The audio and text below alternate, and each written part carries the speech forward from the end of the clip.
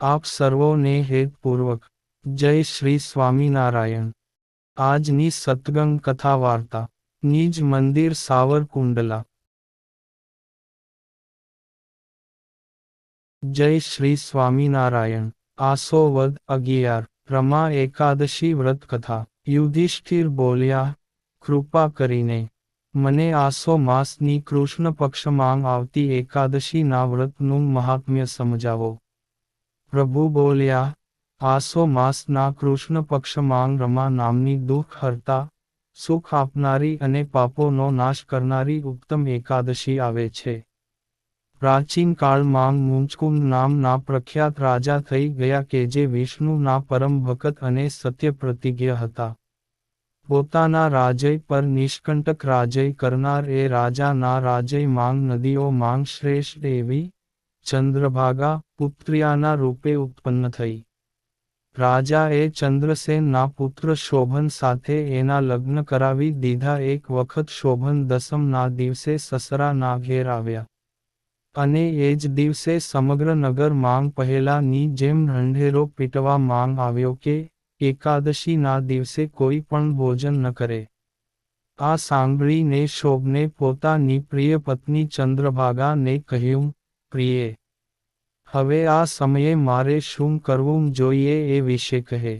ચંદ્રભાગા બોલી, સ્વામી, મારા પિતાને ઘેર એકાદશીના દિવસે મનુષ્ય તો શું કોઈ પાળેલા પશુ વગેરે પણ ભોજન નથી કરી શકતા। પ્રાણનાથ, જો તમે ભોજન કરશો તો તમારી ખૂબ નિંદા થશે। આ પ્રમાણે મને મનમાં વિચાર કરીને પોતાના ચિત્તને દગ્ધ કરો। શોભને કહ્યું, પ્રિયે, તારું કહેવું સત્ય છે, હું પણ આજે ઉપવાસ કરીશ। દેવનું જેવું વિધાન છે એવું જ થશે। ભગવાન શ્રીકૃષ્ણ કહે છે આ પ્રમાણે દૃઢ નિશ્ચય કરીને શોભને વ્રતના નિયમન પાલન કર્યું। પરંતુ સૂર્યોદય થતાં એમનો પ્રાણાંત થઈ ગયો। રાજા મુચકુંદે શોમનનો રાજોચિત અગ્નિ સંસ્કાર કર્યો। ચંદ્રભાગા પણ પતિનું પારલૌકિક કર્મ કરીને પિતાના ઘરે જ રહેવા લાગી।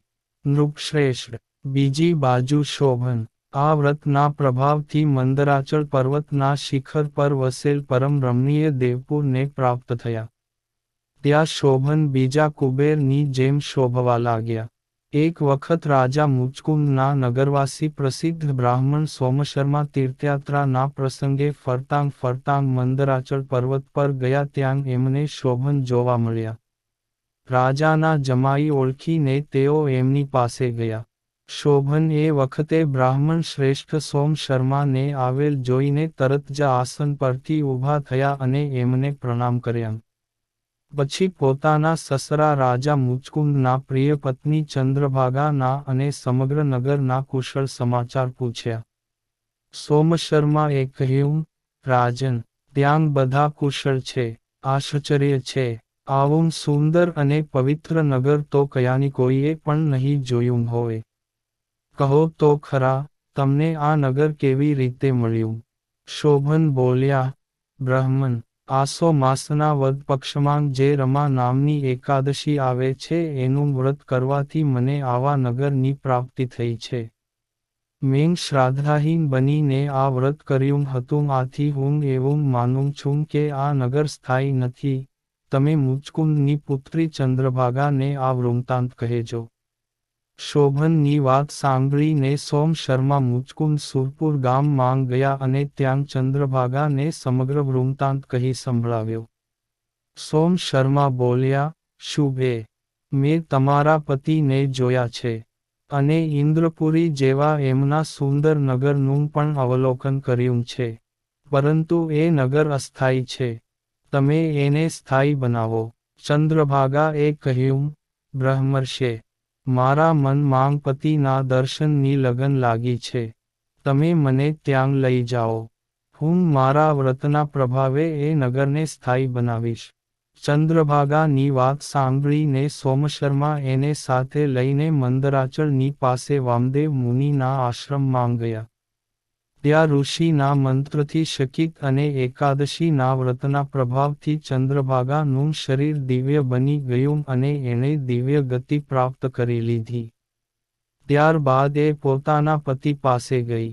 શોભને પોતાની પ્રિય પત્નીને પોતાની ડાબી બાજુના સિંહાસન પર બેસાડી, ત્યાર પછી ચંદ્રભાગાએ પોતાના પ્રિયતમને આ પ્રિય વચનો કહ્યા, નાથ, હું તમને હિતની વાત કરું છું. સાંભળો. જ્યારે હું 8 વર્ષની થઈ ત્યારથી આજ સુધી કરેલી એકાદશીથી આ નગર કલ્પના અંત સુધી સ્થાયી રહેશે, અને બધા પ્રકારના ઇચ્છિત વૈભવથી સમૃદ્ધિશાળી રહેશે.